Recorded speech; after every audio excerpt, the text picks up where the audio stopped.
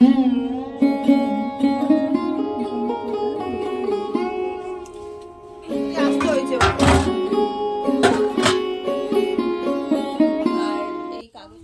অয়নদের স্কুলে প্রজেক্ট জমা নেবে, হাতের কাজ দেখাতে হবে। তো সেই জায়গায় বলেছে সবাইকে ঝাঁটা নিয়ে যেতে আর হাত পাখা বানিয়ে নিয়ে যেতে। এবার হাত পাখা বানিয়ে নিয়ে যেতে গেলে তাল পাতা লাগবে, তো আমাদের এখানে তাল গাছের ভীষণ অভাব, ওই জন্য হাত পাখা আর বানাতে পারলাম না। বাড়িতে ঝাঁটার কাঠি ছিল, তো সেই কাঠি দিয়েই ঝাঁটা বানিয়ে নিয়ে যাচ্ছে। তো গুড ইভিনিং বন্ধুরা, কেমন আছো? আশা করছি সকলে ভালো আছো। এসএম রূপকথার নতুন আরও একটা ঝলমলে ব্লগে তোমাদের সবাইকে ওয়েলকাম জানাচ্ছি। আশা করছি ব্লগটা তোমাদের ভালো লাগবে, সম্পূর্ণটা আমাদের সাথে থাকার অনুরোধ করছি। আজকে হচ্ছে সোমবার, আর এখন ঘড়ির কাঁটায় বাজে বিকেল 4টে। তো চলো তবে এখন থেকে তোমাদেরকে সাথে নিয়ে আজকের ব্লগটা স্টার্ট করছি। কেউ স্কিপ করো না, আর যারা এখনও আমার চ্যানেলটা সাবস্ক্রাইব করোনি তারা প্লিজ সাবস্ক্রাইব করে আমার পাশে থেকো। আশা করছি ভিডিওগুলো তোমাদের খুব উপকারে লাগবে আর ভালোও লাগবে।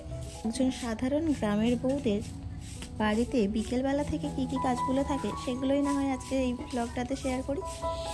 তো বিকেলবেলা দেখো, আগে জামা কাপড়টা তুলে নিলাম, তারপরে ঘর বাড়ি উঠোনটা ঝাঁট দিতে লেগে গেলাম।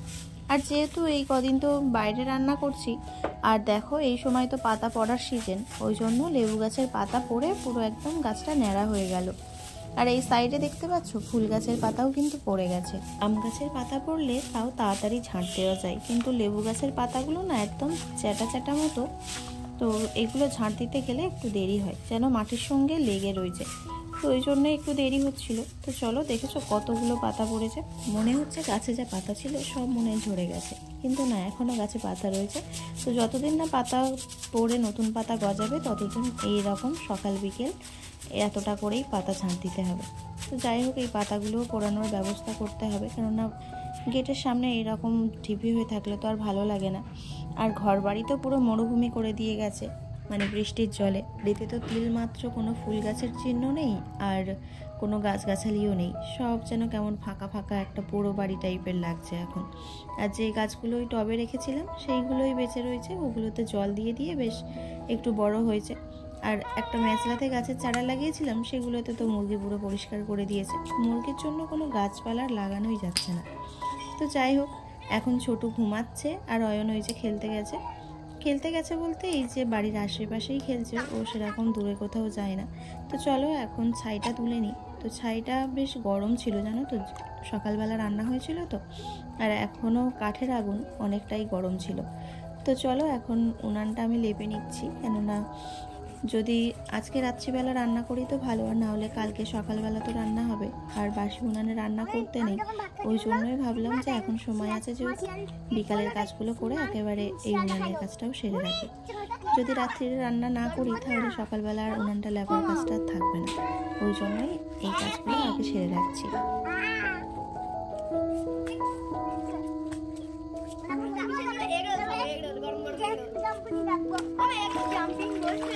আর যেহেতু এখন অনেকটাই সন্ধ্যা হয়ে গেছে, দেখো আমার সন্ধ্যা হওয়ার আগে কিন্তু বেশ কাজকর্ম সব গোছানো হয়ে গেল, বাইরের যে কাজগুলো ছিল।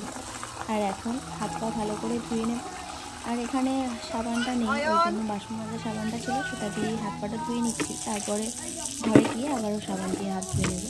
নাহলে ঠান্ডার সময় হাতে যদি কালি লেগে যায় তাহলে আর কালিটা উঠতেই চায় না, ভালোভাবে যদি হাত পাত না ধোয়া হয়। তো এক বালতি জল নিয়ে উনানের ধারে রাখবো, আর হাঁড়িটাও বাইরে রেখে দেব, দেখি যদি রান্না করা সম্ভব হয়। আর উনানটা এত সুন্দর জ্বলছে, সে উনানের থেকে গ্যাসে রান্না করতে ইচ্ছেই করছে না। তো চলো এখন বালতিটা একটু ঢাকা দিয়ে দিই, আর হাঁড়িটা উনানের উপর রেখে দিয়ে আর যাব সন্ধে দিতে। দেখো অনেকটাই কিন্তু সন্ধে হয়ে গেছে। এমা, এই কাজগুলো তো ভুলেই গেছিলাম। তো চলো এখন জানালাগুলো দিয়ে দিই, না হলে মশা যেরকম ঢুকবে এরকম ঠান্ডা হাওয়াও আসছে। আপাতত এখন জানালাটা দিয়ে দেব। আর বাকি যে এই যে কাজগুলো দেখতে পাচ্ছ না, পুরো চারিদিকে গ্যাদারিং হয়ে আছে, এইগুলো এসে করব সন্ধে টন্ধে দিয়ে এসে, তারপরে একটু নির্ভাবনায় নিশ্চিন্তায় একটু চাটা খেয়ে তারপরে শুরু করব। তো চলো এখন নাইটিটা চেঞ্জ করে শাড়ি পরে নিলাম, নিয়ে আর বাইরে আলোটা জ্বালিয়ে দিয়েছি দেখো। আর এখন যাচ্ছি ওই ঠাকুর ঘর দিয়ে প্রদীপটা নিয়ে আসবো, নিয়ে আর এই ঠাকুর ঘরে যাব। আমাদের যেহেতু দুটো ঠাকুর ঘর, ওই জন্যই বলতে পারো একটু পুজো দিতে বা সন্ধে দিতে অনেকটাই টাইম লেগে যায়। আর পুজো দিতে গেলে দুটো ঠাকুর ঘর মুছে থালা বাসন মেজে ফুল তুলে পুজো দিতে দিতেই 1-1.5 ঘন্টা শেষ হয়ে যায়। আর সন্ধ্যেবেলা পুজো দিতে গেলে প্রায় আধা ঘন্টা মতো টাইম তো লাগবে।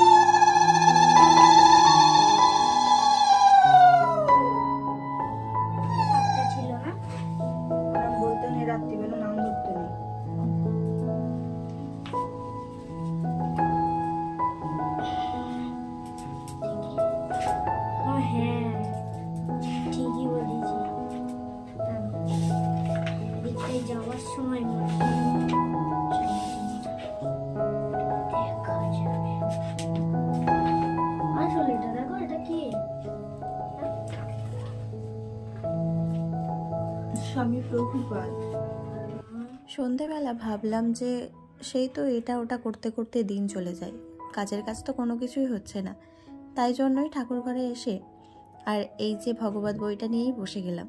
যে সকালবেলা তো সেই রকমভাবে টাইম পাই না, তো সন্ধেবেলায় একটু পড়া যাক। আর যেহেতু ছোটু এখন ঘুমাচ্ছে ওই জন্য বলতে পারো মাথায় অতটা টেনশন নেই।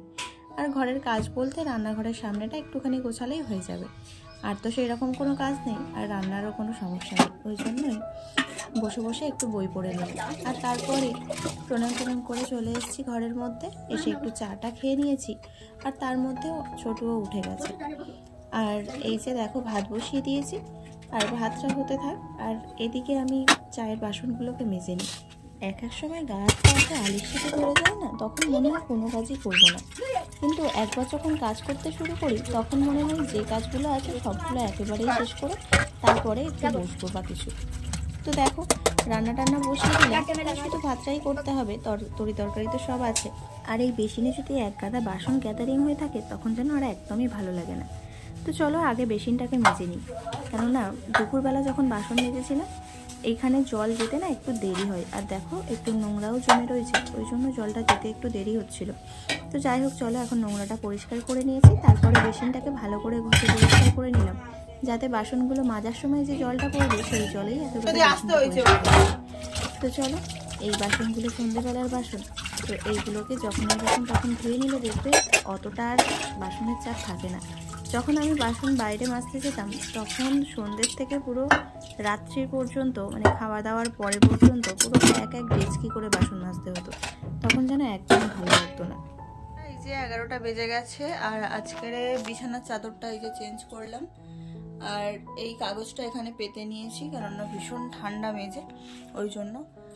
আর দেখো এরা দুই ভাই ওই যে শুয়ে পড়েছে খাটের উপরে।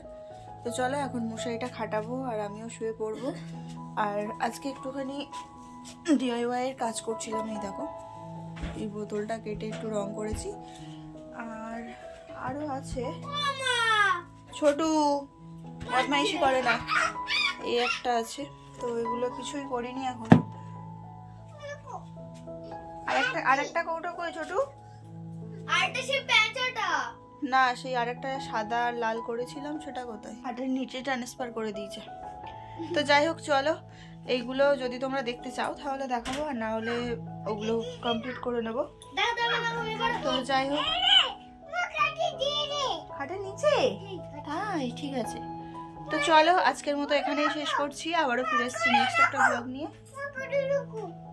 হ্যাঁ ঠিক আছে থাক, নেক্সট মানে তো কাল পরশু দিন। তো চলো আজকের মতো টাটা, গুড নাইট, সবাই খুব ভালো থেকো।